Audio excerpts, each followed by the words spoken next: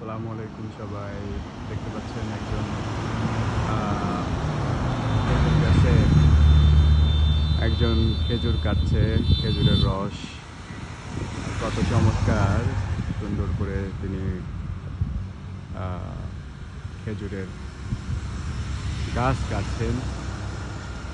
সেখান থেকে সারা রাত রস পড়বে, সকালবেলা উনি সংগ্রহ করবেন।